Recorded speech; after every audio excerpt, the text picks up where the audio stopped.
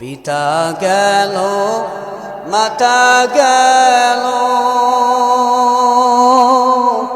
একে একে সব হারালো। তুমি আমি কেউ রব না, দিতে হবে রওনা। এ যে নই তোরা আসল বাড়ি, কবর যে তোরা আসল ঠিকানা। এ যে নই তোরা আসল বাড়ি, কবর যে তোরা আসল ঠিকানা। ইমানের ফজিলত কত, সাহাবাজ বাইনরা তাবে তাবিনরা, তাদের মূল একটাই মাত্র ছিল, আমার অন্তরের ভেতর থেকে, আমার কলব থেকে যাতে ইমান ছুটে না যায়। ইমান বলতে কি? মুসলমানের ইমান চমৎকার একটি হাতিয়ার। হাতিয়ার বলতে আপনি যুদ্ধে যাবেন, তরবারি যদি আপনার না থাকে, কাফেরদের কাছে আপনার মায়ের খাওয়া লাগবে। কাফেরদের সাথে যুদ্ধ করতে গেলে তরবারি প্রয়োজন আছে না নাই? তরবারি প্রয়োজন। আল্লাহ পাক রব্বুল আলামিন বলেন, ও আমার বান্দা বান্দিরা, আমি আল্লাহ পাক রব্বুল আলামিনকে যদি তোমরা খুশি করতে চাও, করাইতে চাও, জান্নাত যদি পেতে চাও, তাহলে তোমরা যে আমলগুলো করো, আমলের শুরুতেই তোমাদের থাকতে হবে ঈমান। আজ আমরা নামাজ পড়তেছি, রোজা রাখতেছি, আমল করতেছি, যাকাত দিতেছি, সব আমলগুলো আমি করতেছি, কিন্তু আমার ঈমান নামের যে বড় দৌলত, এই দৌলতটা আমার নেই। আল্লাহ নবী বলেন, মুমিন ব্যক্তি, মুসলমান ব্যক্তি সকালবেলা ঈমানদার থাকলেও বিকালবেলা কাফের হয়ে যায়। অতএব ঈমান রাখা জরুরি আছে কিনা, ঈমান রাখার দরকার আছে কিনা, ঈমানের গুরুত্ব কারবালার বয়ান করব, ঠিক আছে, আমার ঈমান নেই, মূল জায়গা ঠিক রাখতে হবে। ঘর করতে গেলে ঘরের নিচের ভিড় যদি মজবুত না থাকে, 3 দিন পরে ওই ঘর খসে পড়ে যাবে।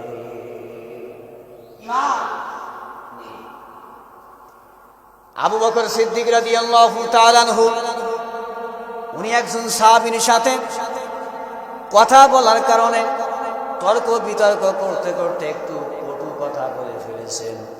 আবু বকর সিদ্দিক রাদিয়াল্লাহু তাআলা আনহু, কে সেই আবু বকর যার কোনো তুলনা নেই? কে সেই আবু বকর? আল্লাহর নবীজি মক্কা ছেড়ে মদিনায় যখন হিজরত করলেন 10 দিনের পর, এই 10 দিনের সাথী কে ছিলেন? আবু বকর সিদ্দিক, সিদ্দিকে আকবর। আবু বকর সিদ্দিক, এই সেই আবু বকর সিদ্দিক রাদিয়াল্লাহু তাআলা আনহু ভাইয়ের সাথে কথা বলতে বলতে, তর্ক করতে করতে এক পর্যায়ে একটু কটু কথা বলে ফেলেছেন। পরক্ষণে বুঝতে পেরে আবু বকর সিদ্দিক ভাইকে ডাক দিয়া বললেন, ভাই, আমি যে আপনাকে কটু কথা বলেছি, এই কটু কথা আপনিও আমাকে বলে প্রতিশোধ নিয়ে নেন। ওই সাহাবী ভাই ডাক দিয়া বলেন, আবু বকর সিদ্দিক ভাই, আমি আপনার কাছে কোনো প্রতিশোধ চাই না, কোনো প্রতিশোধ নিব না। আবু বকর সিদ্দিক রাদিয়াল্লাহু তাআলা আনহু বিশ্ব নবীর কাছে তখন ডাক দিয়া বললেন, আপনি যদি আমার এই কথা বলে যদি প্রতিশোধ না নেন, তাহলে আমি রাহমাতাল লিল আলামিনের কাছে যে নালিশ করব, বিচার দেব। এই বলে তিনি চলে গেলেন। আশেপাশের মানুষগুলো সব দেখতে পেলেন, কথাটা শুনতে পেলেন। আশেপাশের মানুষগুলো কথাটা শোনার পরে বলতেছে, হায় রে, দোষ করল, যিনি আবার নালিশ করতে যাচ্ছেন তিনি। সাহাবা যার সাথে তর্ক হয়েছে, সেই ব্যক্তি এই কথা শোনার পরে ওই ব্যক্তিদেরকে, ওই ভাইদেরকে ডাক দিয়া বলেন, যে ব্যক্তি আমার সাথে তর্ক করেছে, এই ব্যক্তিকে তোমরা কি চেনো? বলে না। বলে, এই ব্যক্তিকে তোমরা চেনো না, এই হচ্ছে সিদ্দিকে আকবর। সিদ্দিকে আকবর। এই ব্যক্তির উপরে কোনো কুধারণা করা যাবে না। রাসূলের প্রিয় সাহাবী আবু বকর সিদ্দিক রাদিয়াল্লাহু তাআলা আনহু ওখান থেকে বিশ্বনবী সাল্লাল্লাহু আলাইহি ওয়াসাল্লামের দরবারে গেলেন। ইয়া রাসূলুল্লাহ, ইয়া হাবিবাল্লাহ, আমার অমুক এক ভাইয়ের সাথে কথা বলতে বলতে, তর্ক করতে করতে এক পর্যায়ে তার সাথে আমি একটু কটু কথা বলে ফেলেছি। পরে আমি ভুল বুঝতে পেরে তাকে আমি বললাম, ভাই আপনি আমাকে আবার কটু কথা বলে আবার প্রতিশোধ নিয়ে নেন। ওই ব্যক্তি বললেন, না আমি আপনার প্রতিশোধ নিব না। আল্লাহর নবী পয়গম্বর সাল্লাল্লাহু আলাইহি ওয়া আলিহি ওয়াসাল্লাম ওখান থেকে বললেন, ওই সাহাবীকে আমার দরবারে নিয়ে আসুন। আল্লাহর নবীর দরবারে নিয়ে আসলেন। সাথে সাথে আল্লাহর নবী বললেন, ওই ব্যক্তিকে যার সাথে তর্ক হয়েছিল ওই ব্যক্তিকে ডাক দিয়ে বললেন, তুমি আবু বকরের ক্ষমা করে দাও, আবু বকরের তুমি মাফ করে দাও। তুমি তোমার জবান থেকে বলো, হে আবু বকর আমি তোমাকে মাফ করে দিয়েছি। কারণ কিয়ামতের ময়দানে আল্লাহ পাক রব্বুল আলামিন এর বিনিময় হতেও তো পারে জাহান্নামের গতি। ঈমান করা পরিবার, ঈমানের জন্য তারা শত সর্বদাই কান্নাকাটি করেছেন। ঈমান কি জিনিস তারা বুঝেছেন। ঈমান কি, ঈমান কত বড় দৌলত, ঈমান কত বড় হাতিয়ার। আল্লাহর নবী বলেন, 27টা কারণে মুসলমানের ঈমান বারবার নষ্ট হয়ে যায়, মুসলমানের ঈমান ভেঙে যায়। যখন অজু ভেঙে যায়, 7 রকম অজু ভাঙ্গের কারণ আছে। অজু ভাঙ্গের 7 রকম কারণ আছে। 7 রকম কারণের ভিতরে যদি আপনার অজু ভেঙে যায়, আপনি আবার অজু করলে আপনার অজু হয়ে যাবে।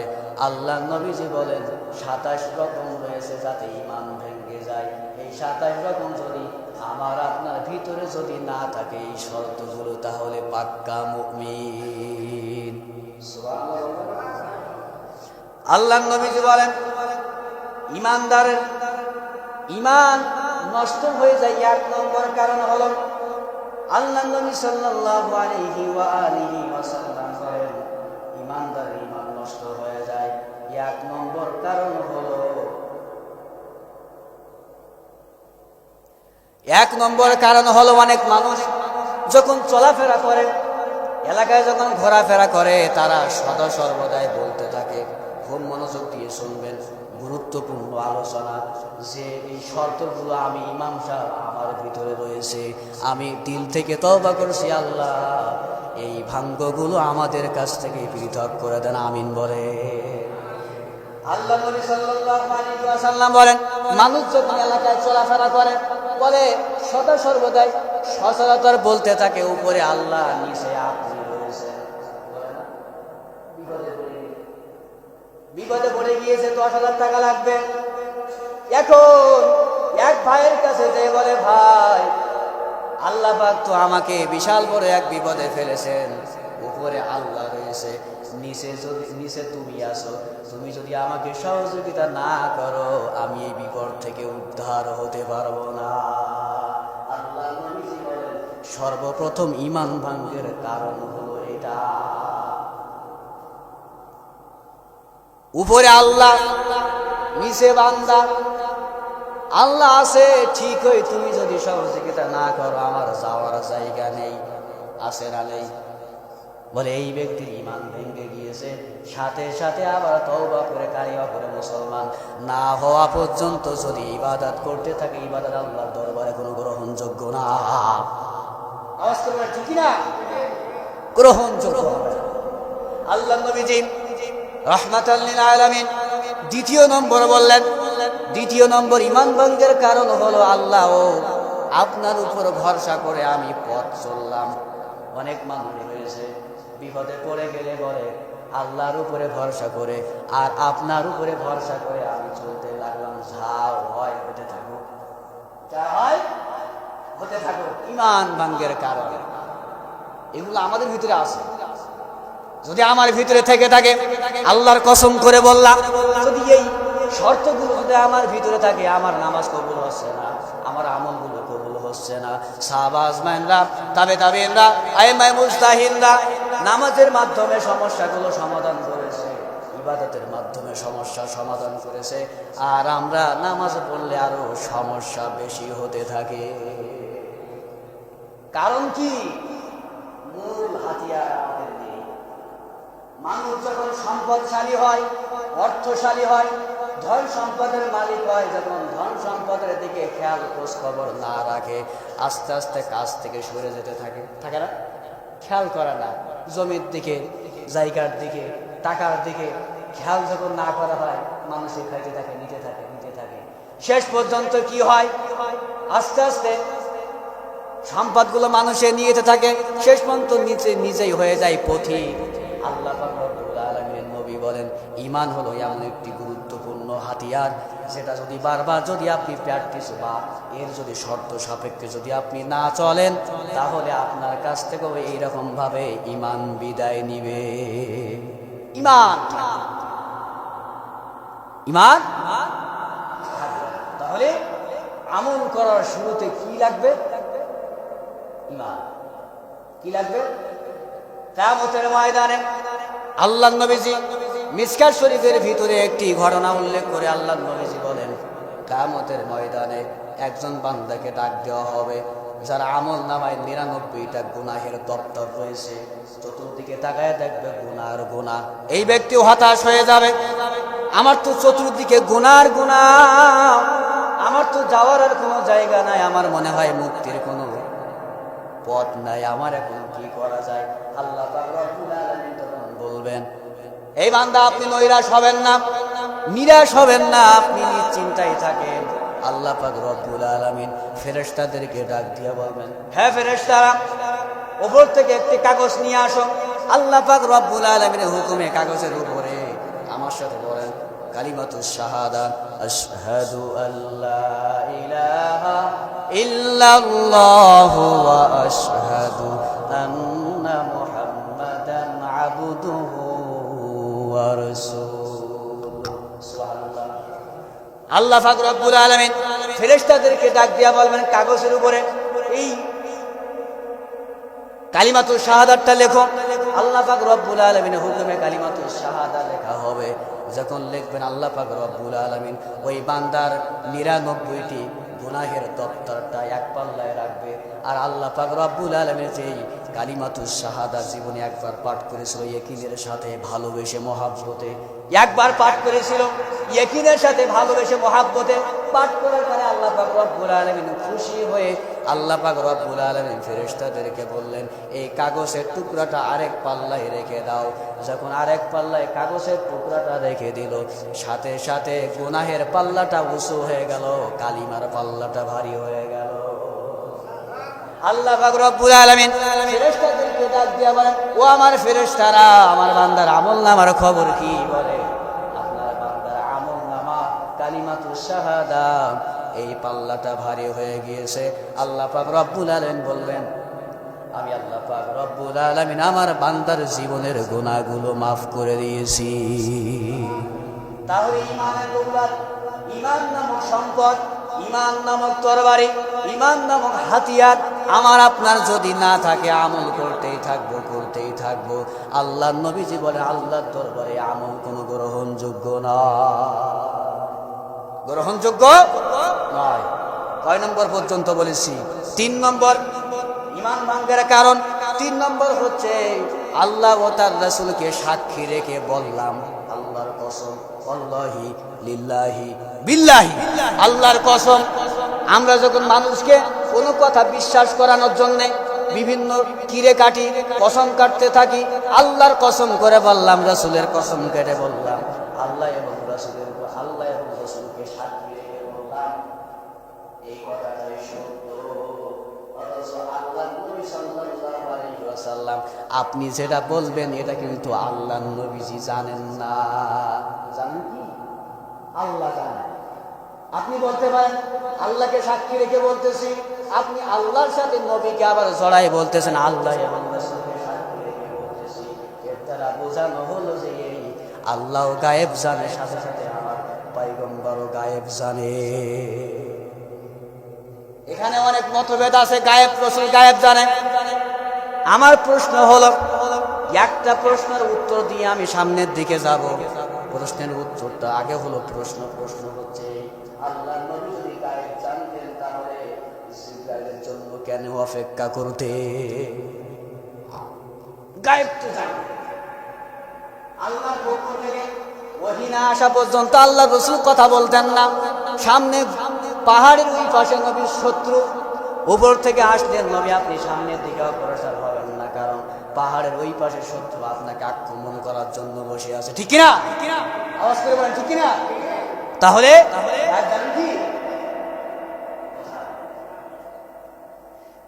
আল্লাহ পাক রব্বুল আলামিনকে সাথে, আল্লাহ পাক রব্বুল আলামিনের সাথে রাসূলকে যখন আমরা জড়াবো গায়েবের বিষয়, তাহলে এখানে স্পষ্ট কুফরি।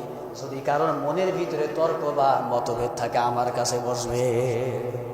4 নম্বর ঈমান ভাঙ্গের কারণ, 4 নম্বর হচ্ছে আল্লাহ শুধু আমাকে দেখবো আর কাউকে দেখবো না। মানুষ যখন বিপদে পড়ে যায়, অসুস্থ হয়ে যায়, জ্বরে আক্রান্ত, কলেরায় আক্রান্ত, বমি হয়, সর্দি হয়, ডায়রিয়া হয়, বিভিন্ন রোগ যখন পড়ে, রোগে যখন মানুষ পড়ে যায়, তখন বলতে থাকে শুধু আল্লাহ আমাকেই দেখলো আর কাউকে দেখলো না। এর দ্বারাই বোঝানো হল আল্লাহ এর উপরে জুলুম করেছে। কি করেছে? দুনিয়ার সমস্ত মানুষকে দেখলো না, আল্লাহ পাক আমাকে দেখলো আর আমার উপর রোগ দিল। এর দ্বারাই বোঝানো হলো এই যে আল্লাহ পাক আমার উপরে জুলুম করেছে, আর কারোর উপরে জুলুম করেনি। এই জন্য আল্লাহ পাককে দোষারোপ করা, আল্লাহ নবী সাল্লাল্লাহু আলাইহি সাল্লাম বলেন ঈমান ভাঙ্গের কারণ। 4 নম্বর শেষ করলাম। 5 নম্বর আল্লাহ নবী সাল্লাল্লাহু আলাইহি ওয়াসাল্লাম দেখেন, আল্লাহ নবী সাল্লাল্লাহু আলাইহি সাল্লাম বলেন 5 নম্বর কারণ হচ্ছে এই গুরুত্বপূর্ণ বিষয়, দাড়ি টুপি। দাড়ি টুপি নিয়ে উস্কানি। আমার এখানে যুক্তি আছে কিনা আমার কথার ভিতরে বলবেন। আপনার সাথে আমার দ্বন্দ্ব থাকতে পারে, তর্ক থাকতে পারে, বিতর্ক হতে পারে। দাড়ির সাথে কিসের সম্পর্ক, টুপির সাথে কিসের সম্পর্ক? আপনি টুপি দাড়ি নিয়ে টানাটানি করেন, ঠিক কিনা? আওয়াজ করে বলেন ঠিক কিনা? দাড়ি টুপি নিয়ে টানাটানি করেন। আল্লাহ নবী সাল্লাল্লাহু আলাইহি ওয়াসাল্লাম বলেন যে 5 নম্বর কারণ হচ্ছে ঈমান ভঙ্গের কারণ হচ্ছে অনেক মানুষ দুনিয়াতে রয়েছে বলে দাড়ি টুপি দেখলে আমার মাথায় রক্ত উঠে যায়। ঠিক কিনা? জোর হয় না কেন মুসলমান? ঠিক কিনা? আল্লাহ সবে দাড়ি টুপি দেখলে কি বলে? মাথায় রক্ত উঠে যায়। এই অবস্থা কেমন হবে? শেষে একটি ছোট্ট একটি ঘটনা বলবো ইনশাআল্লাহ। তাহলে দাড়ি টুপি দেখলে রক্ত উঠে যায়।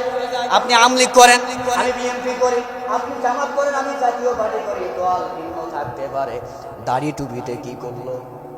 অনেক মানুষ রয়েছে বলে ছাগলের দাড়ি। ঠিক না? কি দাড়ি? ছাগলের দাড়ি আছে না নাই? সামনে এসেছে ইনশাআল্লাহ। 5 নম্বর কারণ কি? দাড়ি টুপি দেখলে মাথায় রক্ত উঠে যায়। ভোটের সময় এসে ইমাম সাহেবের পেছনে দাঁড়ায় আর বলে সারা বছর দায়িত্ব পালন করার পরে বলে দাড়ি টুপি দেখলে আমার মাথায় রক্ত উঠে যায়। ঠিক না?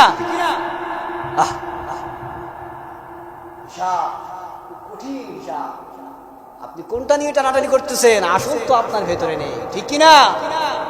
আসল তো আপনার নেই। ঘরের উপরে আপনি সাজাইতেছেন, ঘরের বাইর সাইডে আপনি টাইলস লাগাইতেছেন, ভেতরে আপনার জং ধরে মরিচা পড়ে আছে। ঘরের ভিতরে বাইরের থেকে কি সুন্দর চমৎকার ঘর করেছে, ভেতরে যখন যায় বলে এর মতো বস্তির ঘর আর আল্লাহ জমিনে নেই। মানে কি? কলবের ভিতরে কিচ্ছু নেই, আসল জিনিস হারিয়ে গেছে। আল্লাহ নবী সাল্লাল্লাহু আলাইহি ওয়াসাল্লাম বলেন গুরুত্বপূর্ণ, দেখেন 6 নম্বর ঈমান ভঙ্গের কারণ হচ্ছে, অনেক মানুষ বলবে মনে হয় হুজুর ঠাট্টা করেছে। 6 নম্বর ঈমান ভঙ্গের কারণ, অনেক মানুষ বলে মোল্লার দৌড় মসজিদ পর্যন্ত। আমি বলবো মোল্লার দৌড় শুধু নাই, তোমার আমার দৌড় হলো কবর পর্যন্ত। ঠিক কিনা? মোল্লার দৌড় মসজিদ পর্যন্ত হলো কেমনে? আপনার মন মতো, আপনার ঈমান নেই, আপনি তওবা করবেন। আল্লাহুম্মা আনতা রাব্বি লা ইলাহা ইল্লা আনতা খালাকতানি ওয়া আনা আবদুকা ওয়া আনা আলা আহদিকা ওয়া ওয়াদিকা মা। এইভাবে সাইয়্যিদুল ইস্তিগফার করতে থাকবেন। যখন আপনি এই আমলগুলো আপনার ভেতরে যখন এসে যাবে, সাথে সাথে তওবা করতে থাকবে। আল্লাহ নবী সাল্লাল্লাহু আলাইহি ওয়াসাল্লাম বলেন ঈমান দুর্বল হওয়ার কারণ কি? ঈমান দুর্বল, ঈমান ভেঙে যাবে তো। ঈমান দুর্বল হওয়ার কারণ, ঈমান দুর্বল হওয়ার কারণ হচ্ছে এই বান্দা গুনাহ করে কিন্তু অস্বীকার করে, গুনাহ করার পরে অস্বীকার করে। অস্বীকার করে, তওবা করতে চায় না। সামান্য গুনায় হবে কি, তওবা না করলেও চলবে না, অস্বীকার করে। এজন্য তওবা করতে হবে। আল্লাহ নবী সাল্লাল্লাহু আলাইহি ওয়াসাল্লাম বলেন 7 নম্বর ঈমান ভঙ্গের কারণ হলো রাজনৈতিক উদ্দেশ্যে হোক, খুব গুরুত্বপূর্ণ, এদিকে তাকান, রাজনৈতিক উদ্দেশ্যে হোক বা কোনো কারণবশত আপনি মন্দিরে যে মূর্তির সামনে দাঁড়িয়ে মাথায় হাত দিয়ে আপনি মূর্তিকে সম্বোধন করলেন, এর দ্বারাই বোঝা গেল আপনি তাদেরকে অনুসরণ করেন। আল্লাহর কসম, আল্লাহ নবীজি বলেন আপনার ঈমান নেই। মূর্তির ওই যে মন্দির থেকে বাহির হয়ে তওবা করে মসজিদে ঢুকবে, ঈমান নেই। অনেক মানুষ আছে এলাকায় চলতে গেলে হুজুর তাল মিলিয়ে চলতে হয়। আমি বলবো না, আপনি কোরআন হাদিস নিয়ে চলেন। আল্লাহর কসম করে বললাম, 1 দিন 2 দিন আপনার বিরোধিতা করবে, 3 দিনের দিন আপনাকে বন্ধু বলে দাওয়াত করে খাওয়াবে। গুরুত্বপূর্ণ একটি বিষয় ঘটনা বলতেছি। আল্লাহ নবী সাল্লাল্লাহু আলাইহি ওয়াসাল্লামের সাহাবাজমানরা কেমন ভাবে মহব্বত করতেন, আল্লাহ নবীর আদর্শ ছিল কেমন দেখেন। রাসূল সাল্লাল্লাহু আলাইহি ওয়া আলিহি ওয়াসাল্লাম ওমর রাদিয়াল্লাহু তাআলা আনহুকে নিয়ে, কি আপনারা কি ঘুমাচ্ছেন নাকি? আওয়াজ করবেন, কি ঘুমাচ্ছেন? শব্দ নেই কেন? আল্লাহ নবী সাল্লাল্লাহু আলাইহি ওয়া আলিহি ওয়াসাল্লাম ওমর রাদিয়াল্লাহু তাআলা আনহুকে নিয়ে পথ দিয়ে রওনা যাইতে যাইতে আল্লাহ নবীজি একজন কাফেরদের কাছ থেকে কিছু সংখ্যক খেজুর নিয়েছিলেন। খেজুর, কাফেরের সাথে দেখা, কাফের বিশ্বনবী সাল্লাল্লাহু আলাইহি ওয়া আলিহি ওয়াসাল্লামকে ডাক দিয়া বললেন, হে মুহাম্মদ, আমার খেজুরগুলো দিয়ে দাও। আল্লাহ নবী সাল্লাল্লাহু আলাইহি ওয়া আলিহি ওয়াসাল্লাম বলেন, এখনো 2 দিন বাকি আছে, ও ভাই 2 দিনের ভিতরে আমি আপনার খেজুরগুলো দিয়ে দেব। কাফের ব্যক্তি বুঝতে চায় না, মুহাম্মদকে ডাক দিয়ে বলে, মুহাম্মদ, এই মুহূর্তে আমার খেজুরগুলো দেওয়া লাগবে, যদি না দেন আপনার ব্যবস্থা করা হবে। আল্লাহ নবী বলেন, ভাই 2 দিন সময় রয়েছে খেজুর দেওয়ার, 2 দিনের ভিতরে আমি খেজুরগুলো আমি আপনাকে দিয়ে দেব। কাফের ভাই বুঝতে চায় না। এক পর্যায়ে রাসূলের কলার ধরলেন, জামার কলার ধরলেন। ও নবীর আশিক, নবীজির কলার ধরেছেন। নবীজির কলার ধরার পরে বললেন, এই মুহূর্তেই আমার খেজুরগুলো যদি আপনি না দিয়ে দেন তাহলে আপনার ব্যবস্থা করা হবে। পাশে ওমর রাদিয়াল্লাহু তাআলা আনহু দাঁড়িয়ে আছে। কে সে ওমর? শয়তান দেখলে ভয় পেত। ওমর রাদিয়াল্লাহু তাআলা আনহু রাগে মেজাজ খারাপ। নবী একবার হুকুম দেন, কল্লা উড়িয়ে দেয়। নবীজি সাল্লাল্লাহু আলাইহি ওয়াসাল্লাম বুঝতে পারছেন পাশে ওমর গুম গুম করতেছে রাগে। ওমর, এই ব্যক্তি পাওনাদার, একটা কথা বলতেই পারে, আমি আমার কাছে পাই, যা বলে যাক বলুক, তুমি কিছু করো না। এক পর্যায়ে আল্লাহ নবী সাল্লাল্লাহু আলাইহি ওয়া আলিহি ওয়াসাল্লাম ওমরকে ডাক দিয়া বললেন, ওমর, বাইতুল মালের ভেতর থেকে ওনার যে খেজুরগুলো আছে খেজুরগুলো দিয়ে দাও, সাথে আরো 1 সের খেজুর বেশি দিয়ে দাও। ওমর ডাক দিয়া বললেন, পয়গম্বর, 1 সের খেজুর কেন বেশি দেব? ওনার যে পাওনা সেই আমি ততটুকুই দেব, তার থেকে আরো বেশি কেন 1 সের খেজুর বেশি দেব? বিশ্বনবী রাহমাতাল লিল আলামিন বললেন, এতক্ষণ পর্যন্ত যে তুমি কাফেরের উপরে যে রাগ করে দাঁড়িয়েছিলে, এর একটা কাফারা আছে। এর কাফারা হচ্ছে এই 1 সের খেজুর। সুবহানাল্লাহ। আল্লাহ নবীজির কথা মতো ওমর রাদিয়াল্লাহু তাআলা আনহু বাইতুল মালের কাছে এই কাফের ভাইকে নিয়ে গেলেন। ওনার যে খেজুর আছে খেজুরটা মাইপে ওজন করে ওনার খেজুর দিয়ে দিলেন। আরেকটা প্যাকেটে করে 1 সের খেজুর বেশি দিয়ে বললেন, আল্লাহ নবীজি আপনাকে এই 1 সের খেজুর বেশি দিতে বলেছে। কাফের ভাই বললেন, কি ব্যাপার? আমি তো খেজুর যা পাই তা পেয়েছি, 1 সের খেজুর কেন আবার বেশি দেওয়া হলো? আল্লাহ নবীর সাহাবী ওমর রাদিয়াল্লাহু তাআলা আনহু বললেন, আল্লাহ নবীজি সাল্লাল্লাহু আলাইহি ওয়াসাল্লাম দোজাহানের বাদশা।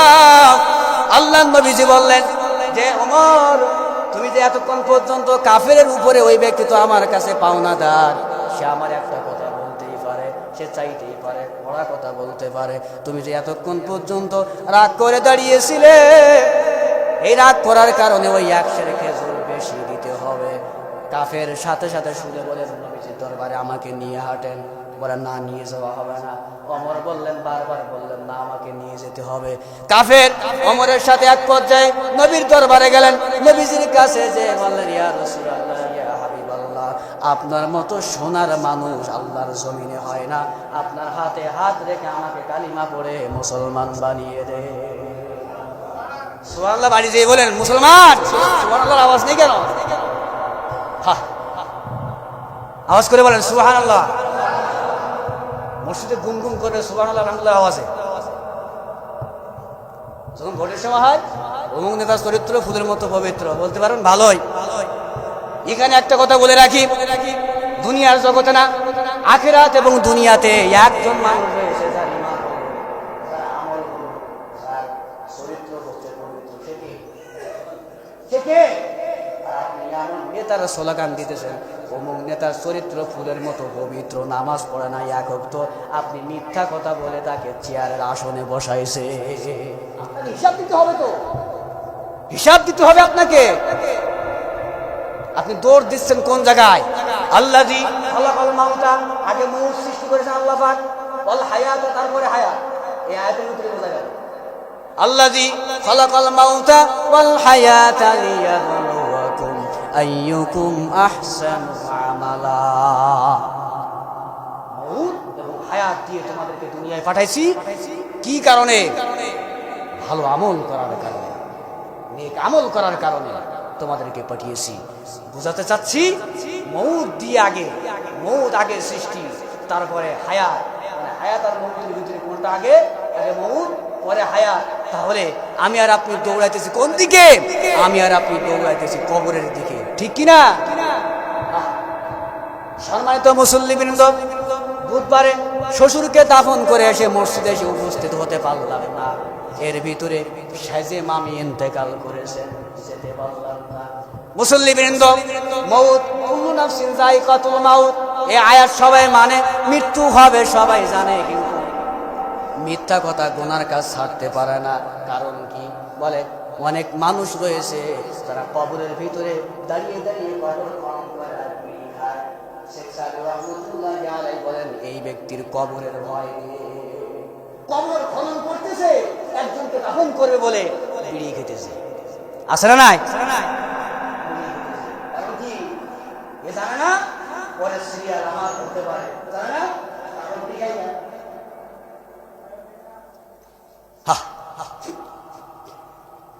সম্মানিত মুসল্লিবৃন্দ, কোন দিকে যাব ভুলাই গেছে আমার বয়ান। সম্মানিত মুসল্লিবৃন্দ, আল্লাহ নবী সাল্লাল্লাহু আলাইহি ওয়াসাল্লাম বলেন, 27 রকম কারণে, 27টি জিনিসের দ্বারা মানুষের ঈমান নষ্ট হয়ে যায়। 20 পর্যন্ত আসছি, এই পর্যন্ত থাক, আগামীতে তুই সময় পায় সামনের দিকে টান দেবো।